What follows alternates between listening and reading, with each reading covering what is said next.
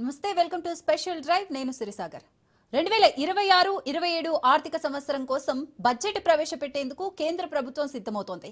భారత చరిత్రలో తొలిసారిగా ఫిబ్రవరి 1 ఆదివారం రోజున ఆర్థిక మంత్రి నిర్మలా సీతారామన్ బడ్జెట్ ప్రవేశపెట్టనున్నారు. 5 రాష్ట్రాల ఎన్నికలు జరగనున్న వేళ బడ్జెట్లో తాయిలాలు ఎలా ఉంటాయోననే ఉత్కంఠ నెలకొంది. బడ్జెట్ సమావేశాల్లోనే one nation one election bill ఆమోదం పొందేందుకు బీజేపీ టీం గట్టిగా ప్రయత్నిస్తుందనే టాక్ వస్తుంది. ఇప్పటికే ఈ బిల్లుపై రాష్ట్రాల్లోని ప్రాంతీయ పార్టీలు ఆందోళన వ్యక్తం చేస్తున్నాయి.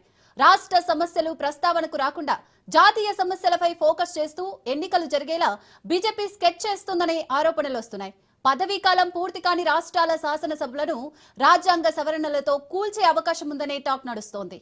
ఒకవేళ వన్ నేషన్ వన్ ఎలక్షన్ పద్ధతిలో ఎన్నికలు జరిగి ఆ తర్వాత రాష్ట్ర ప్రభుత్వాలు కూలిపోతే పరిస్థితి ఏంటనే ప్రశ్నలు వస్తున్నాయి. ఈ బడ్జెట్ లో గ్రామీణ ఉపాధి హామీ పథకం పేరు మారి విబిజీ రామ్జీ పథకం రానుండం రాజకీయ దుమారాన్ని రేపనుంది.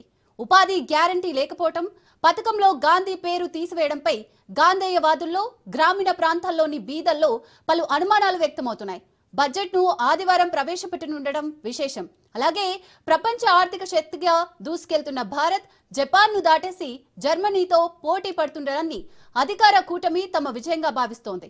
మరోవైపు అంకెల గారడి తప్ప ఆర్థికంగా పేదవాళ్లు మరింత చిక్కిపోతున్నారని ప్రతిపక్షాలు విమర్శిస్తున్నాయి.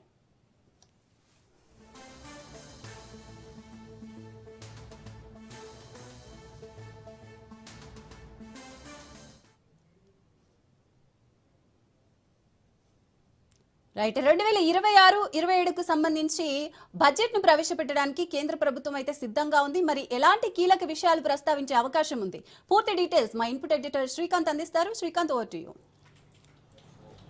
సిరి, గుడ్ ఈవినింగ్. మొత్తానికి వన్ నేషన్ వన్ ఎలక్షన్ అనేది ఈసారి జరగబోయేటువంటి బడ్జెట్ సమావేశాల్లో ప్రధానంగా ఈ బిల్లుని తీసుకురావాలన్నటువంటి ఉద్దేశంతో కేంద్ర ప్రభుత్వం ఉన్నట్టుగా ఢిల్లీ వర్గాల నుంచి అయితే చర్చ చాలా సీరియస్గా నడుస్తోంది.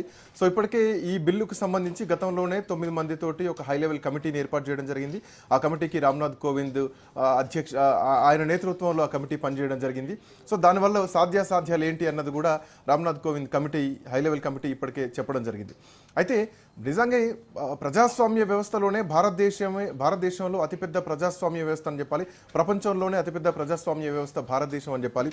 ఇట్లాంటి నేపథ్యంలో ఆల్మోస్ట్ 100 కోట్ల మంది ఉన్నటువంటి భారతదేశంలో ఒకేసారి ఒకే ఎన్నిక నిర్వహించడం ఎంతవరకు సాధ్యం అన్నది ప్రధానంగా ఉన్నటువంటి ప్రశ్న.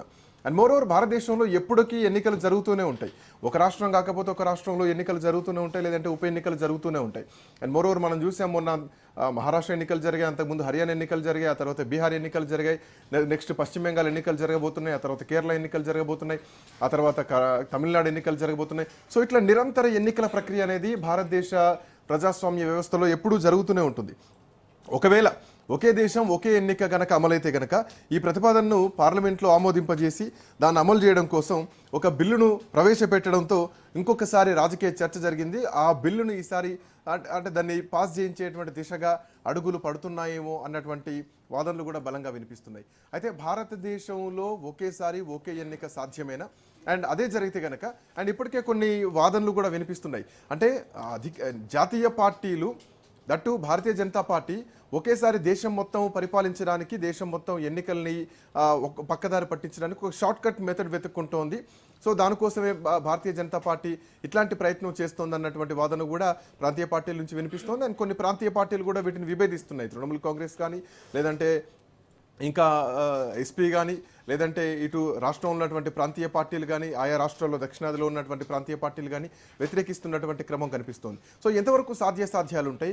అంటే కేవలం ఖర్చు తగ్గించుకోవడానికి, ఎన్నికల ఖర్చు తగ్గించడానికే ఒకే దేశం ఒకే ఎన్నిక కసరత్తు ముందుకు తీసుకొచ్చినా కానీ ఎంతవరకు సాధ్యమవుతుంది అన్నది మాత్రం ప్రధానంగా ఉన్నటువంటి ప్రశ్న.